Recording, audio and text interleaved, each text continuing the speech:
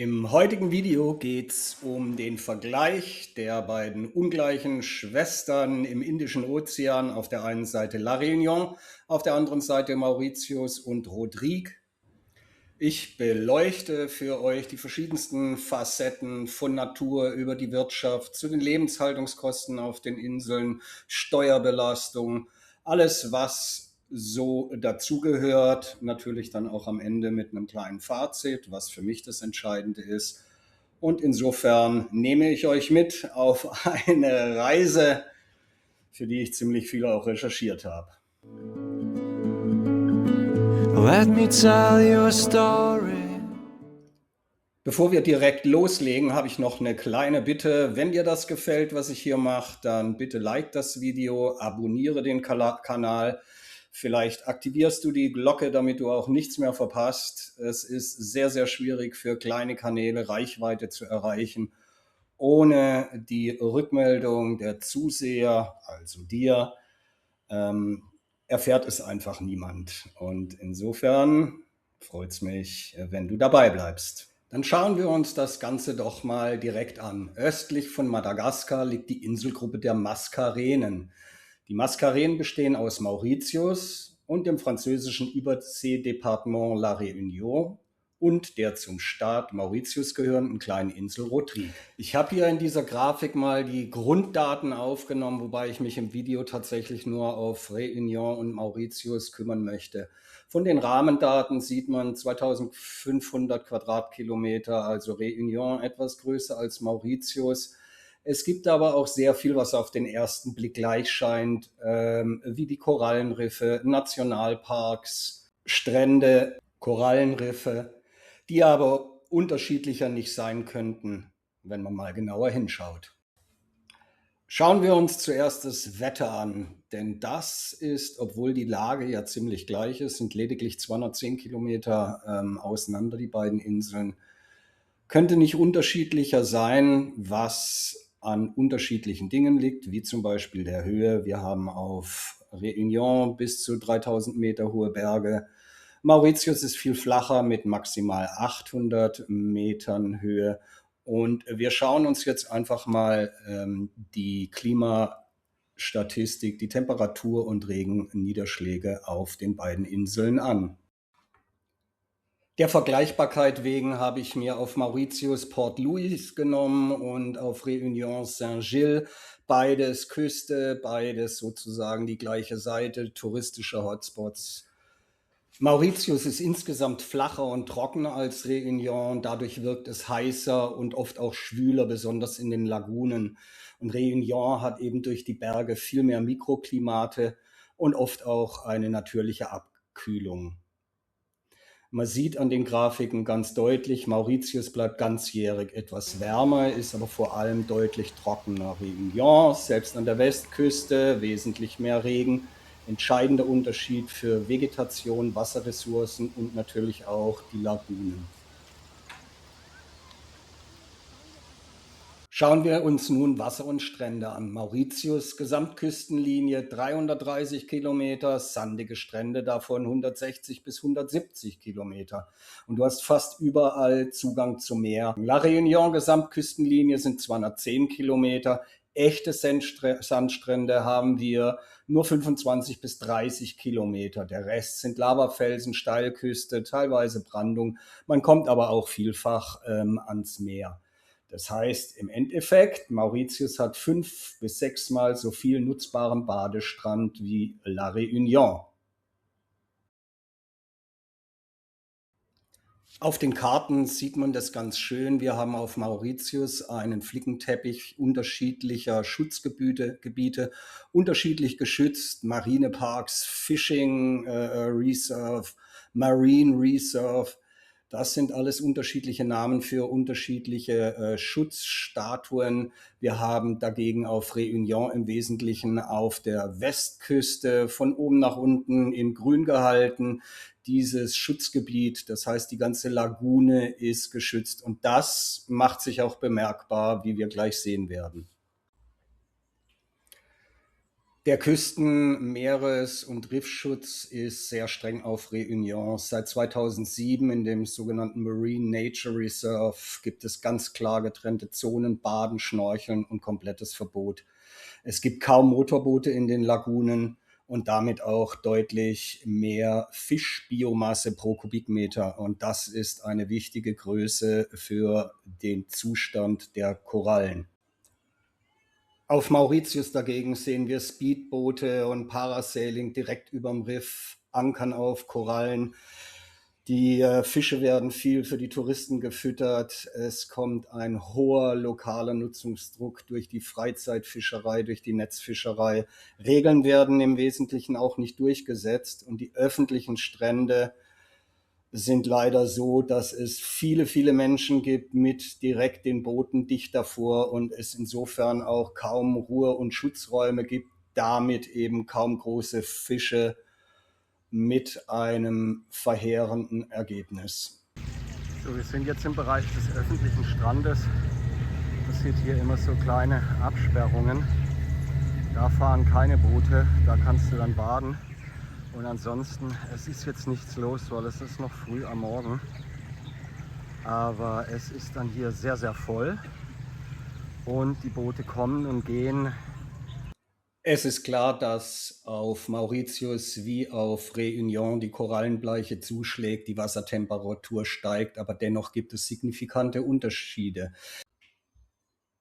Auf Réunion haben wir Steilküste, wir haben eine starke Durchströmung und sehen weniger stehende Lagunen, was natürlich per se erstmal gut ist für das Meer und für die ganzen Lebewesen. Wir haben auf der anderen Seite auch ein striktes Regime Europa im Hinblick auf Klärung der Abwasser, auf die Einleitung. Und daran ergibt sich dann für Mauritius eben Abwässer, die teilweise ungeklärt sind. Wir haben auch Hotelabwässer, die teilweise dann mit einem langen Rohr ins Wasser reingeleitet werden. Korallenriffe wachsen nur in sehr nährstoffarmen, klaren Meeren in einem empfindlichen Gleichgewicht zwischen Korallen, Algen und diesen Pflanzenfressern. Wird dieses Gleichgewicht gestört, zum Beispiel durch Nährstoffeinschluss aus Abwässern oder Fischerei, kann das ganze System kippen. Und diesen Vorgang, den nennen die Wissenschaftler einen Phase Shift, bei dem Algensysteme dominieren, die früher von Korallen geprägt waren. In solchen Fällen sehen wir aus der Luft oft große, dunkle, schleimige Belege, ein Zeichen für Algendominanz statt lebender Korallenstruktur. Der weitere Punkt ist eben die mechanische Zerstörung durch Anker, die Speedboote, durch das Parasailing, die Glasbodenboote. Jede Bruchstelle ist eine perfekte Algenansiedlungsfläche und das führt eben zu dem Bild, das wir hier sehen.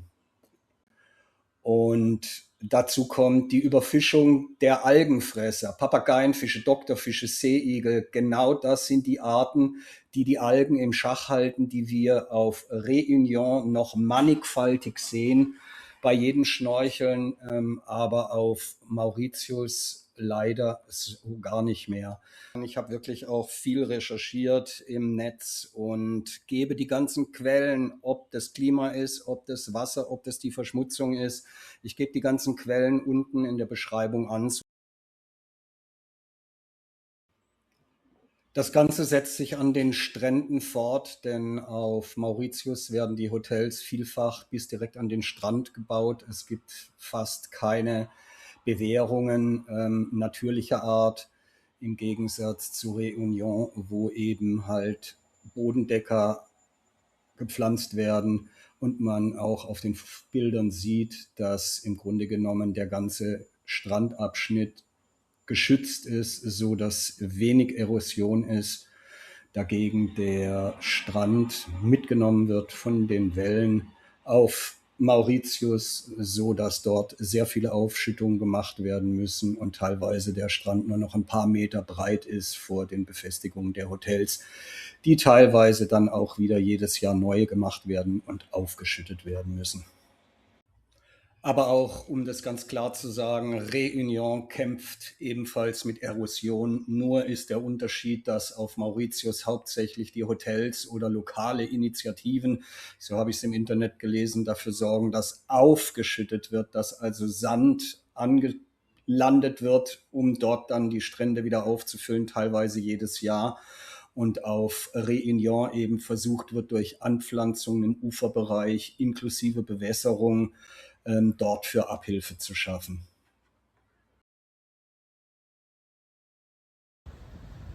Dann wenden wir uns nun den Kosten zu, denn was nützt der schönste Strand, die tollste Unterwasserwelt, wenn ich sie mir nicht leisten kann? Und da muss man sagen, ist Mauritius auf jeden Fall im Vorteil. Mauritius ist in vielen Bereichen günstiger, weil Löhne, Steuern und Importabgaben viel niedriger sind und der Markt viel stärker auf Export und Massenproduktion ausgerichtet ist. Réunion dagegen voll im französischen bzw. EU-System eingebunden mit allen sozialen Standards, Abgaben, Kostenstrukturen. Das heißt, wir haben hier auf Réunion den Binnenmarkt mit den hohen Sozial- und Lohnkosten. Wir haben Mindestlohn, Tarifverträge, Sozialabgaben, eben wie genau in Frankreich, höhere Löhne, höhere Produktions- und Dienstleistungskosten, strengere Normen und Bürokratie. Unternehmen müssen mehr Fixkosten einpreisen. Und was ist das Ergebnis? Lebensmittel, Gastronomie und Dienstleistungen sind um einiges teuer.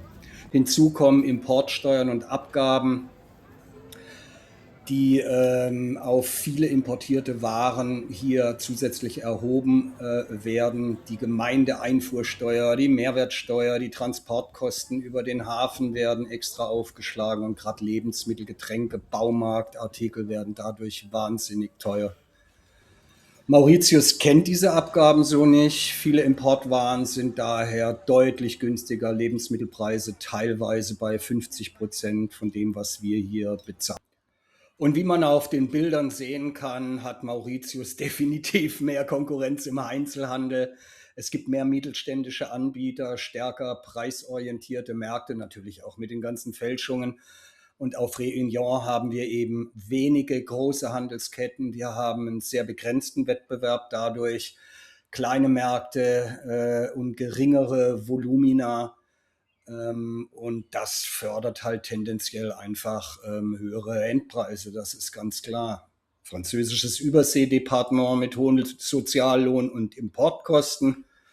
Und Mauritius eben günstiger, weil eigenständige Volkswirtschaft mit niedrigeren Löhnen, geringeren Abgaben und stärkerer lokaler Produktion. So ist es halt. Wobei man je nach Lage auch schnell mal beim Essen 20, 30, 40 € hinlegt und nach oben sind da auch keine Grenzen, aber es kommt immer auf den Ort, auf den Platz an. Und du kannst ansonsten auch mal essen gehen für 5 €, kannst dir vom Fisch am Strand für 3 € was holen. Also insofern günstiger. Auf der Insel wird wahnsinnig viel gebaut. Es müssen Tausende von Wohnungen sein, die da hochgezogen werden, teilweise in guarded Communities. Und da fragt sich dann schon, wie das zukünftig funktionieren soll, denn es gibt jetzt schon Wasserprobleme. Wir hatten teilweise auch Stromausfall, ganz kurz, aber Wasser ist evident. Flick en Flack hatte ab von Dezember bis wir da waren im Januar schon das Wasser mehr oder weniger gesperrt für die Privathaushalte und das ist natürlich dann schon bitter. Was man bei den Kosten nicht vergessen sollte, ist der Punkt, dass eine Touristensteuer erhoben wird. Ich glaube, seit November letzten Jahres. Das sind 3 € pro Nase pro Tag. Das bedeutet für 2 Personen im Monat 180 €, was vielleicht, wenn man längerfristig den Winter über auf Mauritius verbringen möchte, dann doch auch berücksichtigt werden muss. Die Mieten sind tendenziell günstiger, 300 bis 500 € im Monat, wenn man längerfristig dort ist. Wasser und Strom sind ebenfalls wegen der Steuer natürlich insgesamt auch günstiger. Energieversorgungskosten also höher als auf Mauritius. Und dann noch ein Punkt zum Kaufen. Es gibt in Mauritius die Möglichkeit, es wird ja wahnsinnig viel gebaut und es gibt die Möglichkeit, tatsächlich dort Eigentum zu erwerben. Ab 350.000 € ist man dabei, bekommt dazu dann auch noch gleich 10 Jahre Aufenthaltsgenehmigung. Du musst rechnen, zwischen 1.000 bis 3.000 € im Jahr, die dann eben halt noch an Nebenkosten fällig werden. Meistens sind es guarded Communities, da kann man dann auch, wenn man nicht da ist, vermieten. Und wenn man auf Mauritius ist, fragt man sich natürlich dann auch, wie ist das mit dem sozialen System? Es ist ganz klar, Mauritius hat kein Sozialleistungssystem wie in Frankreich, EU. Was du also nicht bekommst, ist Arbeitslosengeld, staatliche Grundsicherung, kein Kindergeld nach EU-Standard, keine Familienhilfeleistung, solche Geschichten. Es gibt auch keine Krankenversicherung, so wie sie auf Réunion da ist. Wenn du als Tourist dort bist, kannst du dich bei sogenannten Gesundheitszentren kostenlos untersuchen lassen. Wenn du ein Problem hast, bekommst dort auch eingeschränkt Medikamente. Alles Weitere wären dann private Kliniken, die auch zu bezahlen sind. Wenn du auf Réunion angemeldet bist, bist du natürlich im vollen sozialen System mit allen Leistungen, die es dann da eben gibt. Wer dauerhaft auf Mauritius oder auch auf Réunion lebt, ist natürlich dann auch steuerpflichtig. Die Steuern sind tendenziell hier auf Réunion höher als auf Mauritius. Ich möchte euch jetzt nicht langweilen mit irgendwelchen Tabellen über Kapitalertragssteuern, über Körperschaftssteuern, wie auch immer. Es ist tendenziell höher. Was man aber auch beachten sollte, ist, wenn du Rentner bist, dann ist deine Renten sind auf Mauritius ganz normal zu versteuern, je nachdem, wie hoch sie sind, bis zu 20%. Und auf Réunion nach dem französischen System sind Renten auch steuerpflichtig, allerdings nur eingeschränkt. Da gibt es auch Freibeträge. Wer da mehr wissen will, der möge sich bitte da eine qualifizierte Beratung holen. Derjenige bin ich aber nicht. Wenn du Arbeitseinkommen erwirtschaftest, selbstständiger Art, dann ist die Steuer natürlich auch höher in Frankreich, wobei ich sagen muss, es ist ein einfaches System und wenn man sich im Rahmen von 3.000, 4.000 Euro pro Monat brutto bewegt, dann ist im Endeffekt eigentlich so gut wie keine Einkommenssteuer fällig. Es sind im Wesentlichen dann die Sozialabgaben, die zu tragen sind. Aber nachdem auf Réunion eben das Gesundheitswesen zum Beispiel sehr, sehr gut ist, ist das auch ein Geld, das man halt dann bezahlt und auch gern bezahlt, muss ich ganz ehrlich sagen. Also wenn du im Quartal, sage ich mal, 10.000 Euro hast, dann werden dir abgezogen ungefähr 600, 700 Euro und davon sind vielleicht 60 Euro Einkommenssteuer und der Rest ist tatsächlich dann Sozialabgaben. Und da ist natürlich dann auch die ganze Familie mit abgesichert, so wie man es aus Deutschland kennt, eben halt in den Kindern mit der Krankenversicherung und man zahlt auch eine eigene Rentenversicherung ein. So, und wie lebt sich's jetzt auf Réunion und auf Mauritius? Die offiziellen Sprachen sind Englisch und Französisch, wobei die Einheimischen sehr, sehr viel Kreol sprechen. Auf Mauritius ist vielleicht alles ein Ticken leichter. Die Leute haben vielleicht noch mehr Leichtigkeit als auf Réunion. Allerdings sind sie auch viel geschäftstüchtiger. Das heißt, es versuchen auch sehr, sehr viele Menschen mit dir ein Geschäft zu machen, ob das am Strand ist oder sie quatschen dich voll und wollen dir irgendwas verkaufen, irgendwas mit dir unternehmen, was am Ende kostenpflichtig ist. Das gibt es so auf Réunion nicht. Selbst wenn wir ab und zu noch nach anderthalb, ein Dreivierteljahren als für Touristen gehalten werden, ist immer sehr, sehr höflich und mit einem Abstand. Und also solche Dinge wie auf Mauritius habe ich hier sozusagen noch nicht erlebt. Ich verlinke mal das eine Video mit unserem Polizeibesuch.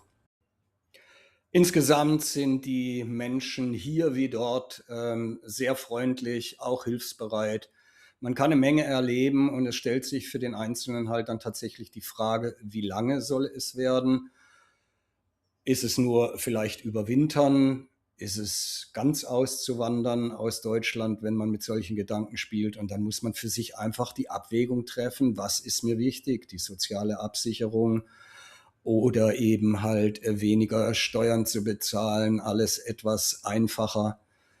Was vielleicht auch noch ein Punkt ist, wir, denke ich mal, hier auf Réunion läuft es europäischer ab. Der Schmelztiegel, den es hier gibt, orientiert sich doch, sage ich mal, von der Mentalität in weiten Teilen schon in Richtung Europa.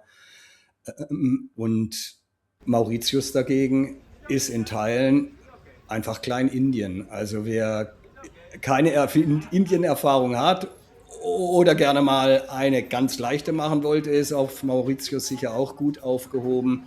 Es sind sehr, sehr viele Inder da. Der indische Einfluss macht sich überall bemerkbar. Ganz kurz möchte ich aber auch noch auf die Natur eingehen. Denn die Natur, die es auf Réunion gibt, die gibt es nirgendwo auf der Welt. Nicht umsonst Weltkulturerbe, Weltnaturerbe. Und da habe ich dann auch nichts im Split-Screen zu zeigen, nach dem Motto, hier ist es so und da ist es anders. Schaut es euch an.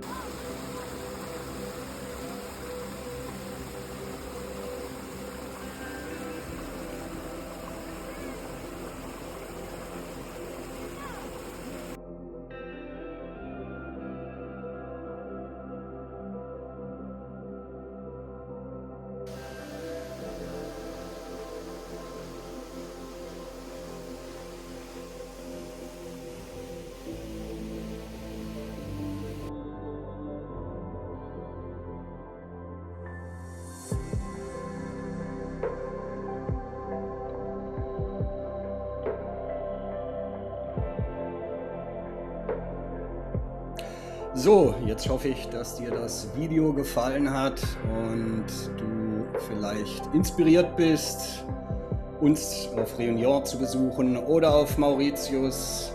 Schreib mir mal in die Kommentare, wo es dich hinzieht, was dein Traumziel ist und ob du noch weitere Informationen haben möchtest, die ich gegebenenfalls dann noch nachliefern kann.